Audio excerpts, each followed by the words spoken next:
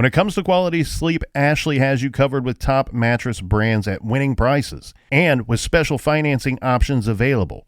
You can snooze now and pay later. Plus, your mattress purchase helps give the gift of better sleep to children in need and U.S. Special Operations Forces. Visit your local Ashley store or shop online today and make every snooze count. Financing is subject to credit approval. See store or ashley.com for details.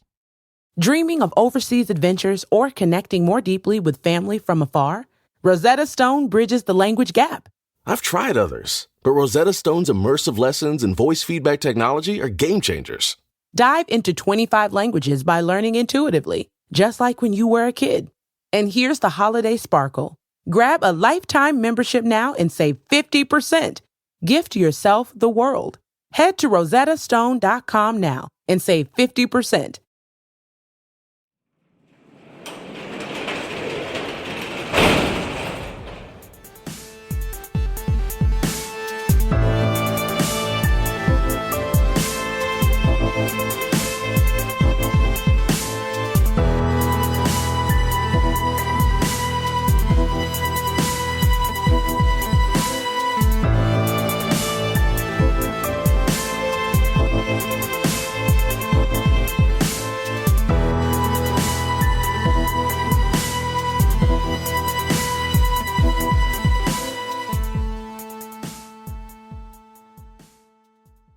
Welcome to True Crime Garage. Wherever you are, whatever you are doing, thanks for listening. I'm your host, Nick, and with me, as always, is a man that would like to know, if you're out there and you're listening, what's the frequency, Kenneth? Here is the captain. Yeah, that's me in the corner. That's me in the spotlight. It's good to be seen and good to see you. Thanks for listening. Thanks for telling a friend.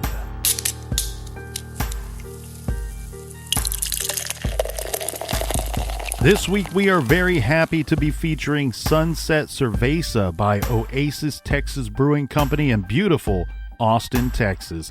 This is a Mexican-style Vienna lager with caramel and orange zest. And Sunset Cerveza is a soft and brilliant orange color. Garage grade 3 3/4 bottle caps out of 5. And you know who else is brilliant? Well, it's our friends listening from all over the globe. First up, here's a double cheers to Pino and Andrea from one of my favorite cities, beautiful Charleston, South Carolina. And a big shout out to Keith in Carmichael, California. Next up, we have a very big Ron Swanson please and thank you that goes out to Jennifer T. in Odenton, Maryland. And a big we like your jib to Lindsay in Carmine, Texas. Next, we give a long-distance cheers to Emmeline in Cambridge, UK. And last but certainly not least, we have Scott and Megan in Apple Valley, Minnesota. Everyone we just mentioned, they went to truecrimegarage.com, and they helped us out with this week's beer fund, and for that, we thank you. Yeah, BWRUN, beer run. And if you're not paying attention, we're going to Austin this week, and that's why we're doing another Texas case to get ready for Austin. So if you're in the area, join us for CrimeCon 2021. Use our promo code TCG10 to get 10% off your tickets. And that's enough of the business. Everybody gather around, grab a chair, grab a beer. Let's talk some true crime.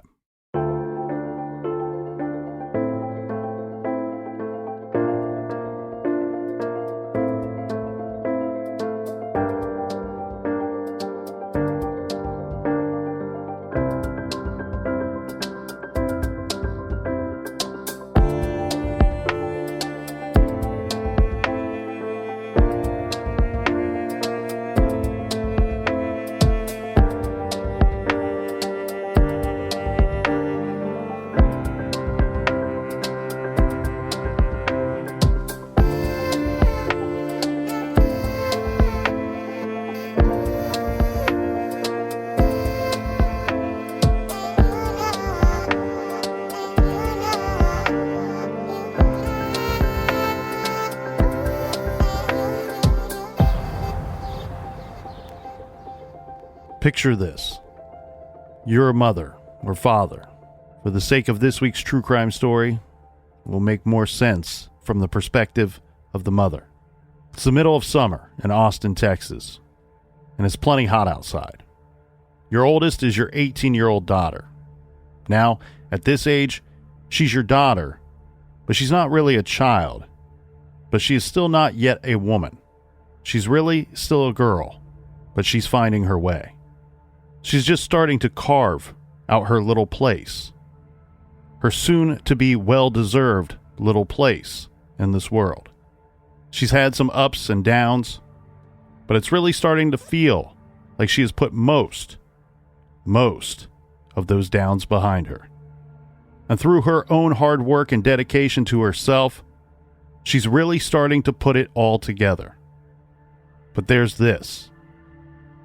Let's call it a large anchor attached to a short chain that's wrapped around her throat, and it's holding her back. She is so close to spreading her wings and finally taking flight, but that dead weight is holding her down. It's her boyfriend, and he's a real piece of work. But to mention work and the boyfriend in the same sentence really just seems kind of silly. It's funny when you really think about it, because this guy does not know the meaning of the word work. He's a loser, and why the heck your daughter hitched her wagon to his star? Well, no one has a clue. And you didn't like this guy to begin with. You knew he was a loser when she first started to bring him around. It was obvious. And she's still with him. If she could just wake up and leave this guy, then she would most certainly be on a bridge to better days. But she's 18. And she's in that weird space where she's still your daughter, but she's not really her own woman. And she does not have to listen and obey your every command. And she's not your only kid. You have others, younger ones, that still require more attention. Regardless of the boyfriend situation, everything between you and your oldest daughter is good. And you are working on each other, growing as ladies, together and separately. But tonight, she's staying at a hotel with the loser boyfriend, because he certainly is not welcome in your home.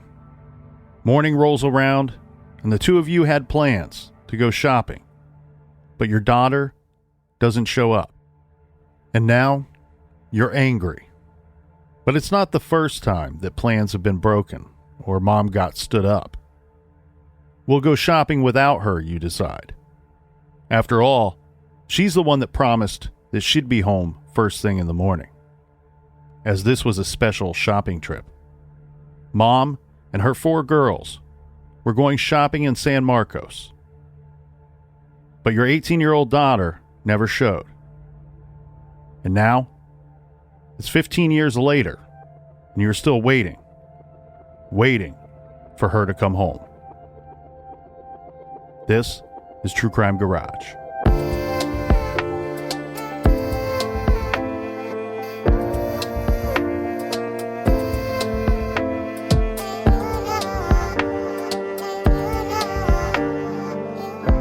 Roxanne Elizabeth Paltauf was born on January 3rd, 1988.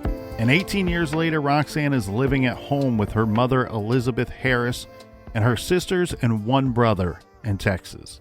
Roxanne was the oldest of the 5 siblings, and the family was super close. The people close to her called her Roxy. Her sisters and her mom described Roxanne as hilarious, sweet, fun-loving, maybe a little naive. She and her mom spoke numerous times a day, and everyone who has been involved in this case describes the two as having a very special relationship, closer than most moms and 18-year-old daughters. One of Roxanne's friends said that whenever she would sleep over at Roxy's house, they would hang out on her mother's bed, just chatting with Elizabeth for hours. Roxanne went through some difficult things in her teen years, and dropped out of McCollum High School in her junior year, but was slowly working on obtaining her GED. Now, Captain, from what I've heard in my limited understanding of what was going on with the family during her high school years, is that mom and dad were separating, And I don't know the details of the divorce, but it sounds like there was a lot of moving around. You know, dad moves, mom moves, kids are being moved around. This might have added some difficulty to her high school years and led her to dropping out. Well, a divorce becomes a lot more difficult when you have that large of a family. And now she's working to get that GED. And it sounds like she only had one test remaining, a math test, before she completed obtaining her degree. Her deal with her mom was that if she got her GED, her mom would purchase her a vehicle, which she was super excited about. For now, she was taking the bus or would get a ride from friends whenever she needed to go somewhere. She was also working 2 jobs on that summer. Roxanne had enrolled in the Goodwill job training program, and through that, she had obtained an internship at Charlotte's Fiesta Flowers on Lamar Boulevard. According to the Austin Chronicle, for which the journalist Jordan Smith extensively covered Roxanne's case, quote, "Everyone loved working with her," said flower shop owner Charlotte Wainscott. "She was just such a sweet and nice person." When the internship ended, Wainscott hired Roxanne as a paid employee. According to her caseworker, Roxanne hoped that one day she might be able to have her own flower shop. She also aspired to get into fashion, perhaps being a designer. But for now, Roxanne picked up a second job at the Census Bureau. So she's really working things out here, in my opinion, Captain. She's got 2 jobs. She's trying to finalize this GED. She certainly has some short-term and long-term goals. Now, even though Roxanne was technically an adult, she's 18, she was still dependent on her mother, living at home. And she had just got off of her mother's cell phone plan and recently purchased her own cell phone and was working towards saving money and establishing good credit. She spoke with her mom and her sisters constantly. This would be via text or phone calls. Anytime that she wasn't at home, she stayed in close and constant communication with mom and the sisters. Now, at this time on our timeline, the summer of 2006, Roxanne had been dating a guy named Lewis Walls for about 2 years. The timeline of their relationship is a little foggy, and this is coming from the people that knew Roxanne the best. But the best we can figure out is that it's roughly since she was 16 that she had been dating this guy. It sounds like it started off pretty casual in the beginning and then got pretty serious at some point. Now, Lewis Walls, he's bad news, and he's bad news from the get-go. Roxanne's mom said that she never approved of him, and he was not allowed in their home. According to the mother, Elizabeth, Lewis was abusive and violent. In fact, there was an incident where Elizabeth and some of her younger daughters had, just by chance, come upon Roxanne sitting at a bus stop across town from their home wearing big, giant sunglasses. When she got in the car, they saw that her nose was severely injured. Roxanne lied to her family and said something accidental had happened to her. It looked like she got beat up by her boyfriend, but the story that she was going to tell is that some guys were harassing her, and her boyfriend, Lewis, decided to defend her, and this broke out into a fight, and during the course of the fight, that Roxanne had accidentally got hit in the face. But some of her very close friends seemed to know the truth. And after Roxanne disappeared, her friend Elizabeth Ellis told Roxanne's mother that actually Lewis had punched Roxanne in the face and broken her nose so badly that Roxanne had to have surgery to repair the damage. How old was Lewis? Well, Lewis is quite a bit older than Roxanne, and that does not help the situation for anybody to try to like this guy. It's a little weird, though, here, Captain, because the waters are very murky, and it sounds to me like Roxanne and her friends and family were not fully aware of this guy's age when they first started dating. Right. So from my understanding, it sounds a little happenstance that these two met, and I'll just go ahead and cut through it right now. But he was like in his late 20s when they met. Well, he's probably showing up to high school parties. So, of course, it should be kind of happenstance, right? They probably shouldn't be running in the same circles if she's 16 and he's in his late 20s. But from my understanding, they meet each other, and it sounds like most of her close friends and family seem to say that Roxanne was not fully aware that this guy probably lied to her in the beginning. He did say he was an adult, but it sounds like Roxanne thought that this dude was like 19 or 20. And most of the people seem to agree that this guy is younger looking and did even kind of pass as 19 or 20 when they first met this guy. But again, in the beginning of their relationship, it was extremely casual. They were dating, and this would be for about 6 months. So it wasn't like she was bringing him around a lot during this 6-month time period. Yeah, she's probably a pretty naive 16-year-old when they started dating, but at some point when she turned 17, 18, knowing the age difference, that's either something you need to be explaining to your parents or you need to be cutting off ties with this individual yourself. And of course, after this incident with the broken nose and the nose surgery, of course, her mother, Elizabeth, and her family, they're doing their best, or at least what they could, to try to keep Roxanne away from Lewis or encourage her to not be with this guy anymore. But since her 18th birthday in January of 2006, as we said in the trailer, she's now an adult. Technically, she's an adult. And sometimes she's going to go out and do what she wants to do, hang out with who she wants to hang out with, regardless of what others may say. Well, right. And she has that right because she's an adult, but as a parent, these are my rules. If you live under my roof, then you have to follow my rules. But back to the broken nose, even if he's not abusive, physically abusive, because we don't know if that is true or not. But even if her story is correct and but that means you're now hanging out with somebody that's getting into violent altercations while you're around and you become innocent bystander. Well, and if you're trying to sell the story to mom and friends, what a better story to come up with than, oh, he was defending me. You might think he's a bad guy, but he was really just doing the right thing here. And I ended up getting accidentally hit or injured during the course of him defending me. The thing here, though, is we have close friends of hers that have come forward and say that, look, she may have told mom and her family this one story about this fight breaking out with these guys that were rude to her and knight in shining armor, Lewis defending her.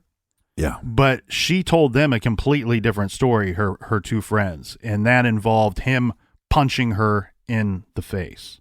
So when they met, Captain, my notes say that Lewis was 28 years old and he had 2 kids at that time. And at some point, of course, Roxanne had to learn of this dude's age. And of course, she becomes aware of these children. And in fact, there's a lot of speculation that over the course of this 2-year relationship, when she's being told to leave this guy by practically everybody, that not only did she seem to love this Lewis character, but she probably fell in love with these 2 children as well, because it seems like she was helping out a good deal with these kids. Now, Lewis lives at home, or from what I could find, was living mostly at home with his mother, and at least his 2 children seem to be mostly in the care of his mother. But Roxanne's trying to help out with these kids. Lewis... Well, they probably rode the bus together. ...is the opposite of Roxanne. And what I mean by that is he doesn't seem to be doing anything to get his life together. We have Roxanne, who's out there working multiple jobs. She's trying to line up future better jobs. She has goals, short-term, long-term. She's working on that GED. If she gets the GED, she's going to get a vehicle from mom. She's got her own cell phone. Lewis doesn't have his own phone, doesn't have a driver's license, doesn't have a car, doesn't have a job. What he's got is a girlfriend that seems to be paying for a lot of his stuff and his children's stuff. And a mom that's helping out. Yeah, which would be fine if you're in your late teens and you're in between that high school and college or high school and real life. But he's 10 years past that, and he has 2 children that he's responsible for. And then it makes you wonder, are these kids primarily with him or technically his mother? Was he such a loser that he corrupted the mother of these children, and now she became even a bigger loser than Lewis? Well, the kids seem to be mostly in the care of his mother. I don't know what the situation was with the children's. No, that's what I'm saying is, like, where is she at? Like, did he corrupt her so bad that she's a bigger loser than him? It sounds to me, Captain, like most people seem to agree that they believe that Roxanne probably did not know Lewis's true age until about a year into their relationship. According to the Austin Chronicle, this citing Jordan Smith's interview with Roxanne's friend Elizabeth Ellis, quote, Roxanne was simply too trusting and too generous. Roxanne stayed with Lewis Walls, in part. She believes to help take care of his kids, his 2 children, to whom she had grown attached. She would buy them presents at the dollar store, dinosaur toys for his son, for example, and pretty accessories for his daughter's hair. She'd go to the apartment Lewis Walls shared with his mother and babysit for the kids by herself when Lewis wanted to go out, sometimes overnight. She had a big heart and was a nurturer, says Ellis. She was watching the kids when he was going out to see his other girlfriend. Ellis says that she and Harris tried to convince Roxanne that she was being used. Quote, she really didn't know how to pick them, Ellis recalled recently. Roxanne was always trying to get Lewis Walls to get himself a job, to be a man. And that's something that her mom and I would always tell her. You can't tell a man to be a man. He needs to just be one. But Roxanne would always stick up for him and perhaps lie for him. Roxanne's junior high school friend Rachel Gonzalez said that Lewis regularly cheated on Roxanne and pushed her around, but Roxanne refused to leave him and instead, as so often happens, pushed her friends away to still be with this guy. Still, in the summer of 2006, her friends believed that Roxanne was in fact done with this guy, done with the loser Lewis, but he would not let her go. Rachel Gonzalez told the Austin Chronicle that the 2 weren't getting along. Quote, she told me that they were arguing, she recalls. She was trying to leave him alone, but he wasn't letting her. I said to her, just leave. Don't talk to him anymore. But you can only tell a person so much. Let's just state what this wanker is. He's a pedophile. I mean, he met her when she was 16. He was grooming her. That's one of the big things when you're grooming individuals. Separate them from their friends and their family and have it where you're their whole existence. That's what he did. He groomed her.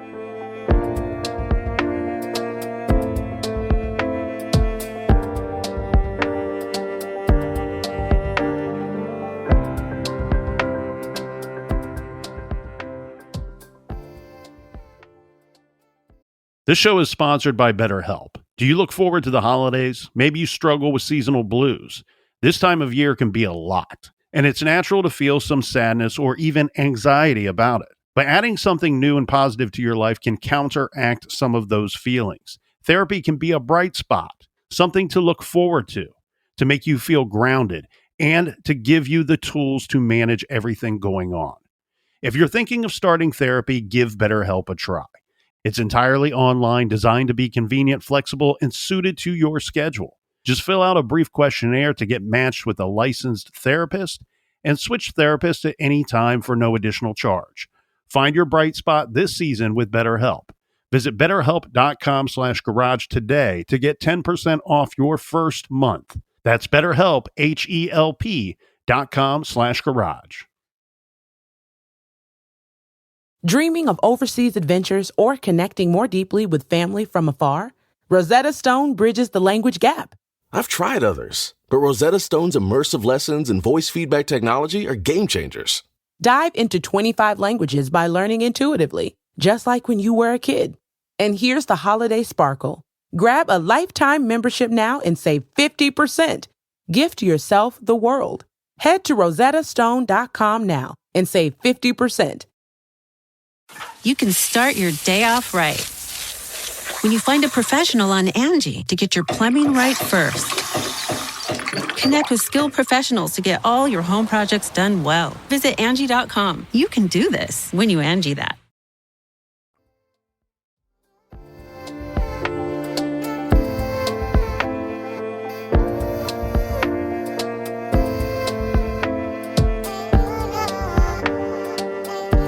All right, we're back. Cheers, mates. Cheers to everybody in the front and in the back. Cheers to you, Captain. All right, let's start talking about July of 2006. We have 18-year-old Roxanne who had been staying with Lewis, her then 30-year-old boyfriend, for several days at various motels around Runberg, Texas. This is a high crime area near the city of Austin, or in the city of Austin. Now, from my understanding here, Captain, is that this area, this general area of Runberg, they've done a lot to really clean it up in the past several years, but a quick check of crime in that area, and this was studies as of 2012, state that 11%, over 11% of the greater Austin area's crime takes place in this space, in this Runberg area, which is only about 6 square miles. Wow. So that's a good amount. Now, while Lewis wasn't welcome in Roxanne's family home, it sounds like, for whatever reason, Roxanne was not welcomed into Lewis's mother's home, where she lived with Lewis's 2 kids. So the two of them would have a difficult time being together, hanging out together, spending time together, because it doesn't seem like anybody wanted the two of them to be together. Or that's just what he's telling her. Well, so they're hanging out at these motels. These are overnight stays over the course of several days. Now, on July 4th, God bless America, Roxanne stopped in at home. This was to grab some clothes at her mother's house. She talked to her mom daily for the next couple of days, as one would expect. As we said, they have a close relationship. Then Roxanne called her mother. This is around 4:30 p.m. on Friday, July 7th. This was to say, hey, I'm not coming home tonight. I'm staying out one more night. And her mother, Elizabeth, said that she thought that she had been spending way too much time with Lewis. Yeah. Well, and I don't want you to spend time with him anyway, but let's not do one more night. Here's my problem. So if he doesn't have a job and she has 2 jobs, but she has some bills, and look, when you're 18, the jobs that you have don't pay it that much money. Where are they staying? Motel, flicky, long dong hotel.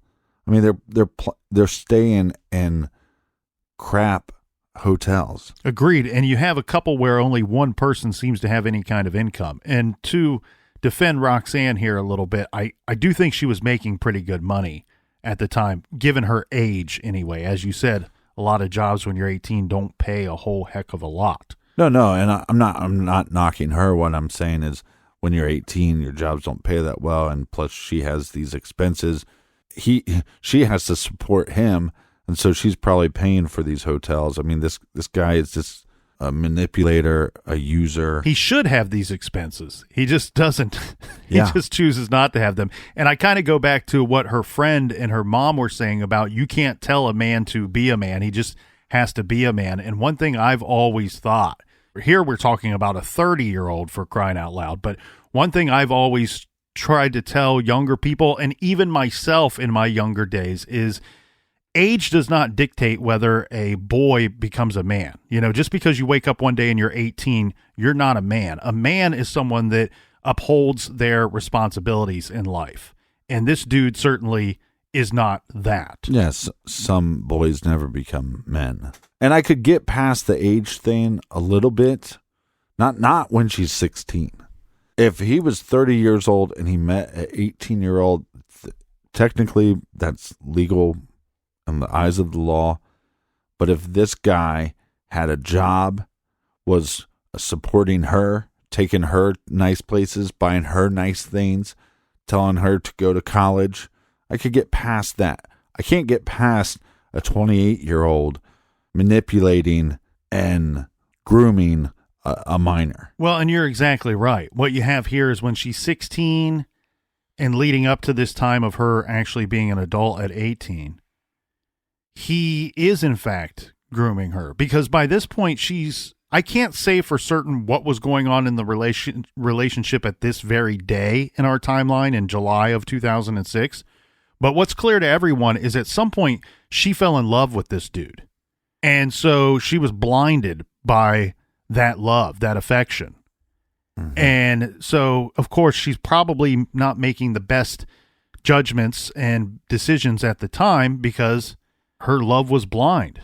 And unfortunately, she fell in love with this loser guy. Now, on this night, okay, we're at Friday, July 7th at 4:30 in the afternoon. We have Roxanne calling home to speak with her mother, Elizabeth, saying, hey, I'm going to be out for one more night. And of course, we know Elizabeth doesn't love this because she knows this means Roxanne's spending another night with Lewis, who she doesn't like at all.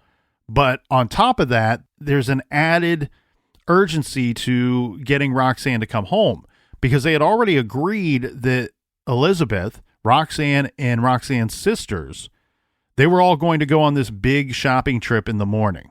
And this was kind of a special to do for the group. It's hard to get everybody together. It sounds like Elizabeth and Roxanne both had a little extra money at this time, and there were some new stores opening up nearby, and they wanted to go check them out together. So this was kind of an event that was planned in advance. And she's a little worried that this extra night out, another night out at the motel with Lewis, might mean she doesn't show up for the morning's shopping trip. Her mother, Elizabeth, says, okay, fine, reluctantly agrees. I don't really know that she has to agree for her 18-year-old daughter to stay out another night, but she accepts it. Now, Saturday morning came and went, and Roxanne never showed up. The family waited and then gave up at some point and just went shopping without her. You've promised these other kids that we're going to go out and have this fun day. Yeah. And so now you're out. You got to take the other kids. But her mother, Elizabeth, obviously is not pleased. And in fact, she was a little ticked off to the point of saying, you know what, I could reach out to her. I could give her the business for not showing up today, but I'm not going to call her. I'm not going to call and bother, not going to waste my time to call my daughter's cell phone. She thought, you know what, I will let her be the one that has to call me and apologize or make up some excuse why she couldn't be on this shopping trip that we had all planned together. When the family gets home from this shopping trip, this is around 4:30 on Saturday afternoon. So if you're filling out a timeline here, this is almost exactly at the 24-hour mark since she has last heard from her daughter. Elizabeth's phone rings, and it was Roxanne's cell phone number that was calling her.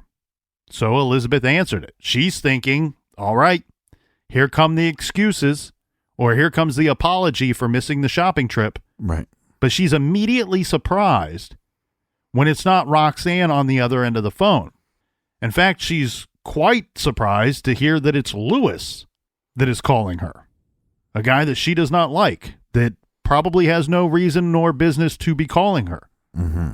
She says, and this is Elizabeth's words, that Lewis did sound concerned. He sounded concerned, and he asked Elizabeth if she had seen or heard from Roxanne recently. Now, as you can imagine, Captain, Elizabeth is very alarmed by this, She says, no, I thought she was with you, of course. Yeah. You know, this is a situation. You know, she's been staying in a motel with this guy. If she's not at home, they're close. She doesn't have a driver's license. She may have had a driver's license, pardon me, but I know she didn't have a vehicle at this time. Right. So at the very least, you're thinking in your mind, I don't like this guy, but at least I know where my daughter is. She would either be at home, at work, one of her 2 jobs, or out with this dude. Now this dude's calling me, wondering where she is. It's strange. It's very strange. So this is what Lewis tells Elizabeth on the phone. He says that the previous night, sometime around 8:30 p.m., that he and Roxanne, they got into an argument in the hotel room. Hold on, because I'm trying to follow this. This is Saturday, right? So Lewis is calling Elizabeth on Saturday asking where Roxanne is. Right. Now he's talking about his story of Friday night. the last time he saw her, and he says this is about 8:30 p.m. on Friday night. Wow. So he's saying, hey, we had an argument at the motel room. The argument was about an old girlfriend of his or something or other. And Roxanne storms out. Yeah, do you know what her name was?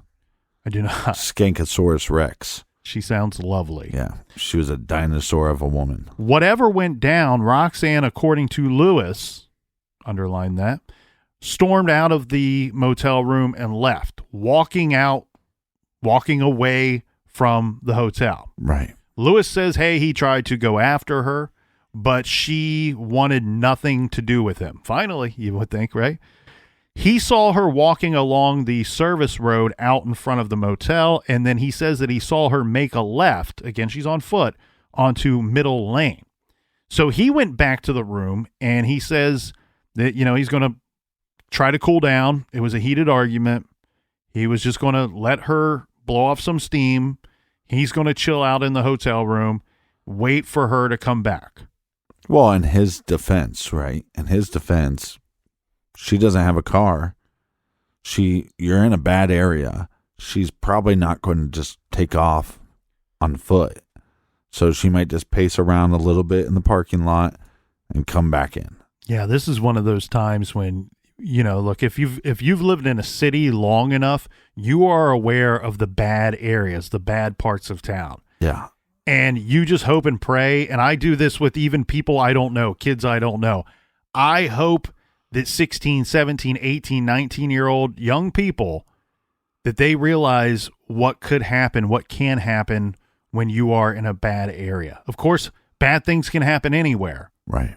But there's a higher risk level in certain areas. Now, we're talking about a pretty 18-year-old woman walking around on her own in what we've already clearly laid out is a high crime area on a Friday night, according to Lewis's story. Well, and given her size, should be a lot easier to take control of. Correct. I mean, obviously, Rick Rude was much easier to body slam than Andre the Giant. So size always plays a factor in these situations. I got to point this out too, because if I'm Elizabeth and I'm on the phone talking to Lewis and he's telling me this story, not only am I immediately alarmed that my daughter has gone off on her own on foot and he hasn't seemed to seen her overnight now. She never returned overnight.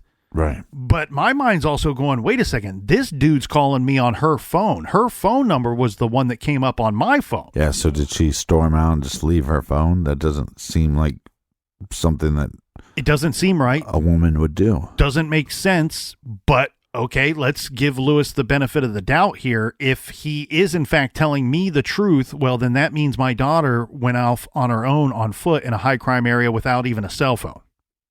Yeah. Again, it could have just been a situation where she gets in an argument with him and thinks that she's going to eventually cool off and come back in, that she wasn't going to take off. Yeah, there's a little more to Lewis's story. He says that after some time passed, so he says roughly about 20, 30 minutes, she doesn't return. He must have cooled off or chilled out by that point. He says that he went out to go look for her. Now, keep in mind, this dude does not have a driver's license nor a vehicle. So he's out looking for her on foot as well. So this is roughly, let's say, like 9 p.m. 9-ish. Yeah. Yeah, that would be correct. He says, look, I went out there looking for her and I could not find her. And then she never at any point comes back to the hotel room. And then he adds, when telling Mom the story, that, Roxanne also left without any of her stuff. Right. But she took her ID. That seems like a weird thing to kind of throw in there, but that's what she says that Lewis said. You think that'd be in your purse? It sounds like, according to all parties involved, that Roxanne walked away from this motel room, if this story is to be believed, wearing a pink tank top, white shorts, and a pair of flip-flops. So normal summer attire. Elizabeth and some of her daughters, well, they're nervous. They're anxious. They want to go find Roxy. So they all jump into the car and they went down to the area. This is the Budget Inn where the two were staying, right off of Interstate 35. Mm-hmm. This was an area of Austin, as we said, called Runberg, which was, to put it mildly, sketchy. The hotel was basically a cheapo motel on a seedy, dangerous strip that was known for drugs and even sex work and things of that nature. There was crime going on in and around those streets. Right. Elizabeth was anxious to see that area where her daughter had walked off into the night alone. Well, first of all, like we said, she doesn't have a lot of money, so you know that your daughter is staying the night in these hotels.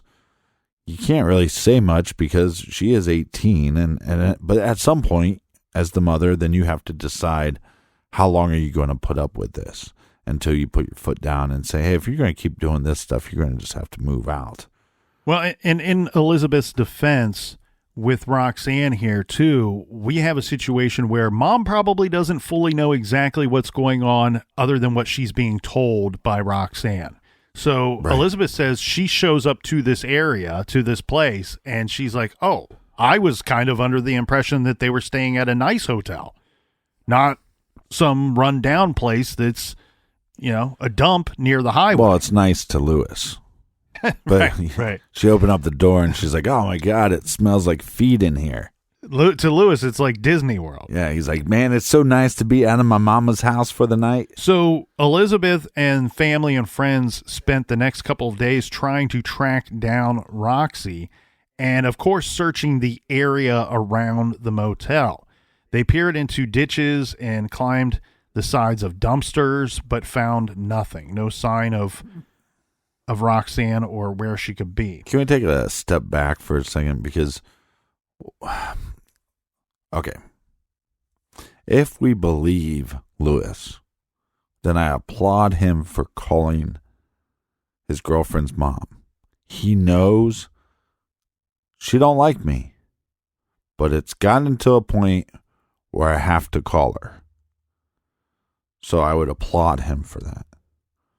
My big issue is, why did you wait till the next day?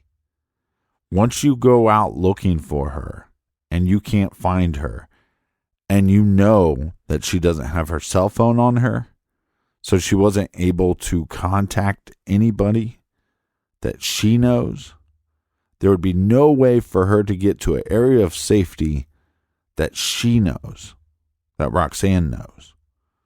Once you know that around 9 p.m., that's when you call. You don't hesitate and wait till the next morning. Well, he's likely calling it this time because he knows that the parents, her mother being close with Roxanne, her family being close with her, at some point they're going to come looking for Roxanne. And the longer I delay telling anybody that I think she's missing or at least throw out there the possibility that I might be worried or concerned about her, the worse this is going to look for me later. So at some point, he decides I got to reach out to Mom. I got to reach out to her family and see where she is. Now, the other thing that goes down here too, and I've seen several different reports about this, and I don't know in all honesty, which one is the most accurate, but some reports say that day, that later that night, this is after Roxanne's mother, Elizabeth, shows up on scene with her daughters, actively looking for Roxanne. Some reports say that it was that night, and other reports say that it was the next day. But regardless, what we do know that did happen is that both Roxanne's mother, Elizabeth, calls Austin PD to report Roxanne as missing. And she also convinced Lewis at the same time. She says, no, you got to call as well, because according to your story and what you told me on the phone, you are the last person to see her. So we need you to call this in as well. So kudos to Elizabeth for sounding the alarm. So police received 2 calls, both of them for the purpose of filing missing persons reports on Roxanne. And the police responded. They looked around for Roxanne when they showed up in the area. They did make some inquiries, but of course, this is the situation. They assumed that the young adult, 18 years old, gets in a fight with her boyfriend. They've probably seen this story a million times. Anybody who's watched Cops knows that show is just filled with calls of boyfriend and girlfriend yelling and screaming at each other, and a lot of them, one of them takes off in the middle of the night. So after all, we do have Lewis who's admitting to police and to mom that, yeah, we got into an argument. And then he's saying that Roxanne stormed off after this argument or during the course of. And Elizabeth stressed to the detectives, to the officers that responded, saying, look, there's no way, I don't care what you think happened. I don't care if you think that she's just going to go somewhere and hide out and stay away from this guy, but she would have come home. She would have figured out a way to get home. She would have contacted me at the very least to call me, tell me what's up. And to top that off, she would have never have left without her purse, her phone. And these are all things that Lewis was saying that Roxanne had left behind in the motel room. Just going to play devil's advocate here for a second. It is possible, though. Get in a fight. You're at a hotel. I'm guessing their door doesn't go to a lobby or go to some fancy area. Their door probably goes outside. That she storms off and she goes into the parking lot and she doesn't leave with anything but her ID. And the reason why maybe I'd buy the ID if he can if there was 2 hotel keys. If there was 2 hotel keys and she left with her ID and a hotel key, I could buy his story a little bit more. Yeah, that's one thing I questioned myself as well here, Captain. I couldn't find anywhere anybody stating whether she or Lewis even claiming if she left with a hotel key or not. And I'm guessing the way that it's described that this might be an actual physical key for her to get into the motel room that they were staying. Not one of the little plastic credit card keys. I'm just guessing.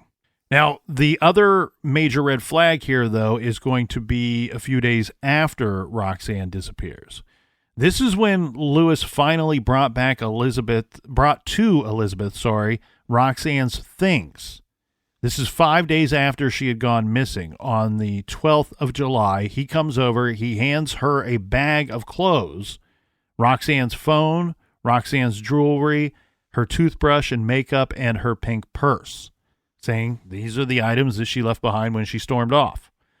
Immediately, her mother and Roxanne's sisters were concerned when they saw this stuff that Lewis brought back. Of course, it was her phone, and it was her pink purse, but in regards to the clothing, immediately, this wasn't like, okay, more time goes by and they start to get concerned and then notice this. This was immediately.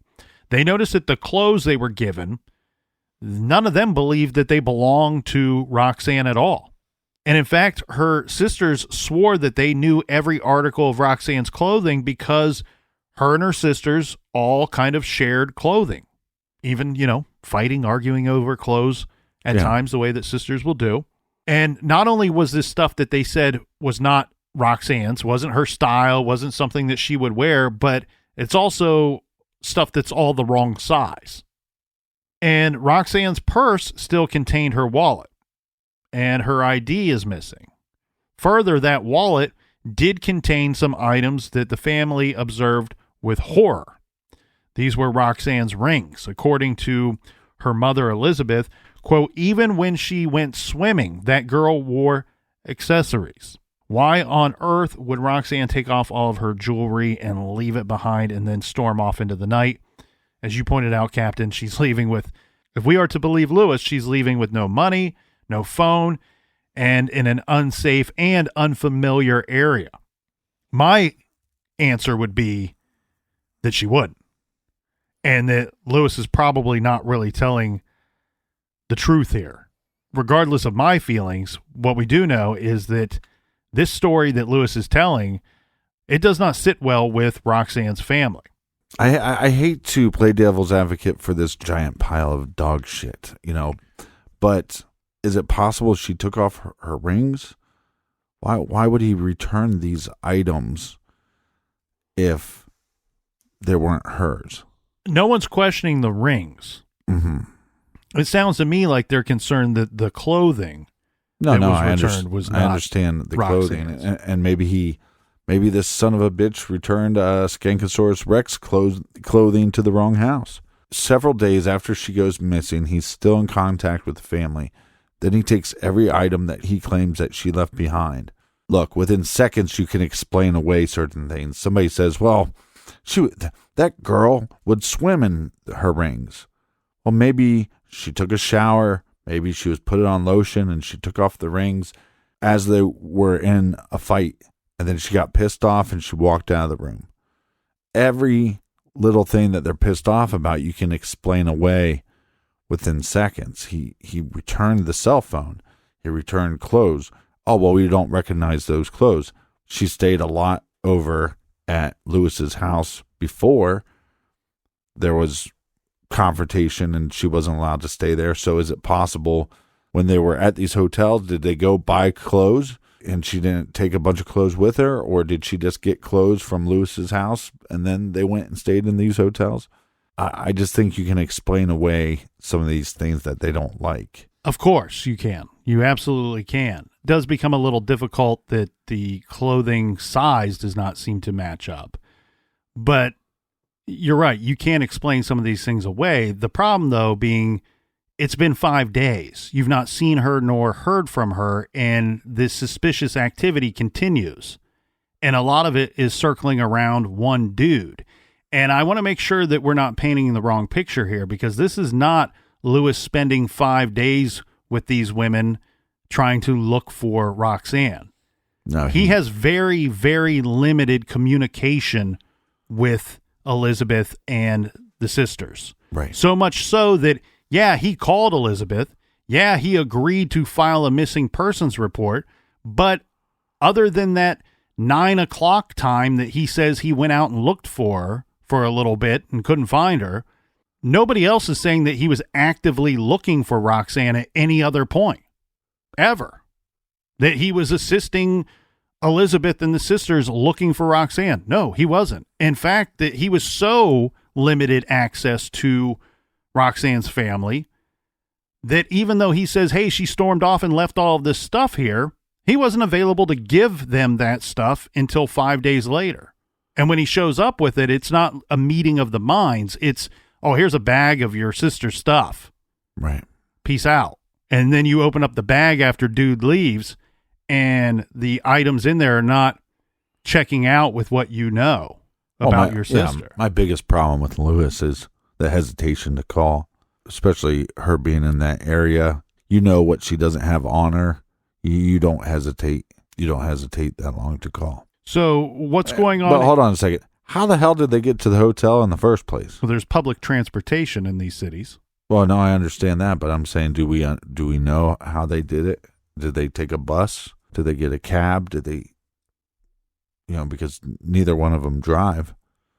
Correct. They were both known to frequent the bus. Note to all the little ladies out there: if your boyfriend ask you to spend the night in a hotel and you have to take a bus to get there, don't do it.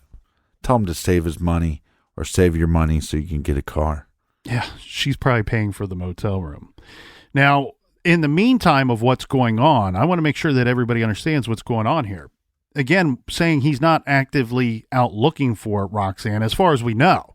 Right. There's no one to say that that's what was going on. Again, look, even if the family doesn't like me, if I supposedly love this woman and she's missing, I'm going to be bothering them saying, hey, how can I help? What can I do? I'm going to be out there actively looking. If he was, that is not known to anybody other than Lewis. But what we can tell everybody, and what we do know, is the following. Lewis checked out of that motel room. This was before reporting Roxanne missing to her mother on Saturday afternoon. So Roxanne never shows back up. He went ahead and checked out of the motel room and leaves the immediate area. He's at his sister's apartment. This is a Walnut Creek complex is what I have in my notes. And he supposedly took Roxanne's things with him to his sister's apartment, then calls her mother to say, hey, by the way, your daughter stormed off. I don't know where she is. Now, by the time the Austin police got around to checking the motel for anything suspicious, well, it seems like it was far too late. For one thing, the motel records were a mess. As you can imagine in this type of area, they're just happy that someone rented the room. Good luck keeping tabs on everybody, and probably often charging cash rather than any kind of paper trail. Yeah, because then that way the person that's working the desk can just pocket the money. As said, the motel records were a mess. It was the kind of place where I guess you could get rooms by the hour. And as you pointed out, Captain, a lot of people probably paid under the table. Some clerks kept records, some didn't. Detectives believed that they figured out which room Roxanne and Lewis had shared. But by the time they took a look at it, days had passed, and it had been cleaned and reoccupied several times. Think about that statement. Okay, one, it's disappointing that detectives weren't in that room faster, looking for evidence, looking for things that could help lead them to Roxanne. I get that. But within that same statement is something that's even more alarming, that's not super obvious. Detectives believed they figured out which room Roxanne and Lewis had shared. That means Lewis is not cooperating with the detectives. He's not helping them. He's not providing information to them to even tell them this was the room we were staying in. God, I hate this. I hate this case because I keep feeling like I'm defending this dick. I love that you start off by saying I hate to play devil's advocate, but here I am doing it for the 10th time today. Yeah, but that's what we're supposed to do. I think you enjoy it.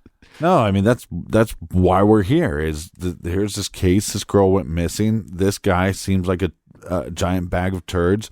My question to this guy would be, does he just not remember the room number? And I know that seems like something you would remember, but they've stayed in multiple hotels. A couple days later, I don't have a great memory. If somebody said, well, what was your room number? I'd be like, I don't remember.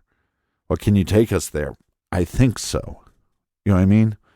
So the fact that they stayed in multiple hotels leading up to all this, I hate to say that I don't think that's as suspicious as people are making that out to be. But what is suspicious is that he's not cooperating with the detective. But how do we know that?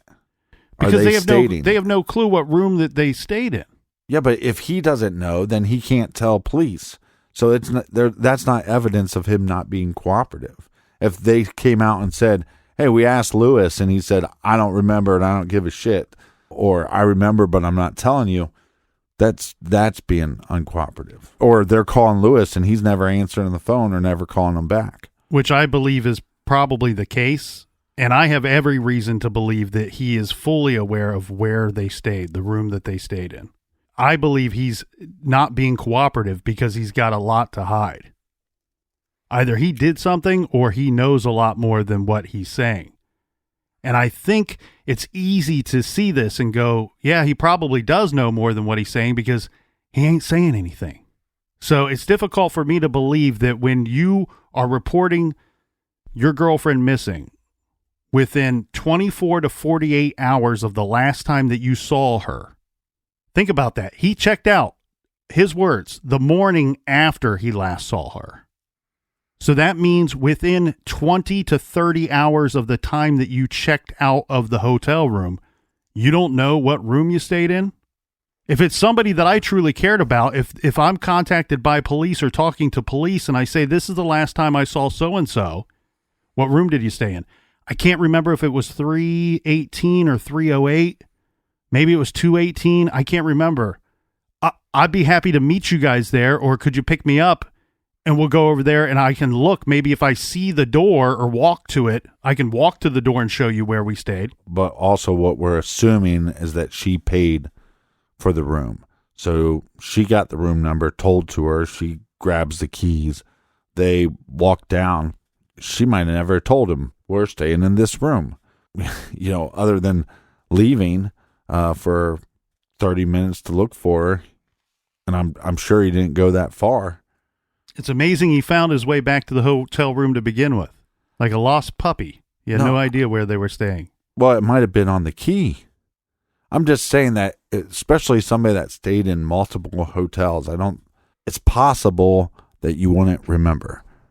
And I would just like to know what the conversation was between him and police. Well, let's get into Lewis's background here. To put it bluntly, he's a thug. He'd been involved in criminal activity for years. He has a record dating back to 1995 for felonies like robbery, burglary, and drug dealing. He has been in and out of prison multiple times. Austin Police Department Detective James Scott, who is now working Roxanne's case, told the Austin Chronicle, quote, Lewis, among his peers, is an idiot. I mean, you can look at his criminal record and tell he's not the smartest criminal out there, end quote. The Chronicle gives an example. In March of 2005, Lewis was arrested agreeing to sell 3 rocks of crack cocaine for $50. Unbeknownst to him, he was selling 3 rocks of crack cocaine to an undercover Austin police officer who had offered him a ride to Runberg. Well, we've heard of that place. And it turned out that the crack was fake. So Lewis got off with only a 120-day jail sentence. But selling fake crack to a real cop, not so bright. Lewis's crimes weren't just drug-related. 2 of his exes had taken out restraining orders against him, and Lewis had been arrested for violating one of those restraining orders. As we know, Lewis was 28 when he started dating 16-year-old Roxanne. It seems he preferred younger girls, although another of his exes was also underage when they were together. Elizabeth Harris, Roxanne's mother, considers him to be a pedophile. There are rumors based on some things some of his exes have implied that Lewis tried to get some of his girlfriends to sell their bodies for him, that he tried to pimp them out. Now, according to Roxanne's mother, Lewis was a braggart and a poser, a wannabe big man. She said he boasted of being a member of the Bloods street gang, but that he was most likely only marginally involved. Basically a small-time crook, but still big-time dangerous to women.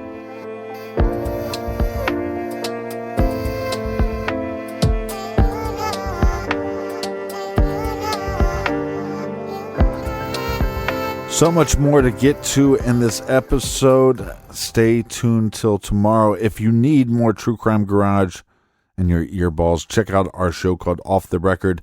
It's exclusively on the Stitcher app.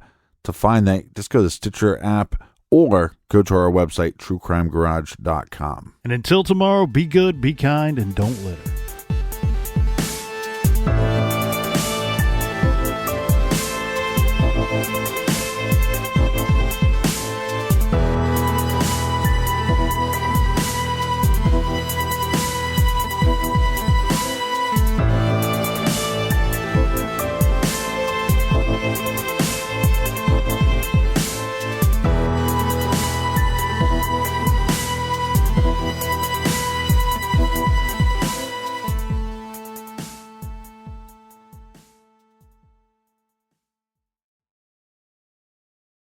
Angie's List is now Angie, and we've heard a lot of theories about why. I thought it was an eco move. Fewer words, less paper. No, it was so you could say it faster. No, it's to be more iconic. Must be a tech thing. But those aren't quite right. It's because now you can compare upfront prices, book a service instantly, and even get your project handled from start to finish. Sounds easy. It is, and it makes us so much more than just a list. Get started at Angie.com. That's ANGI, or download the app today.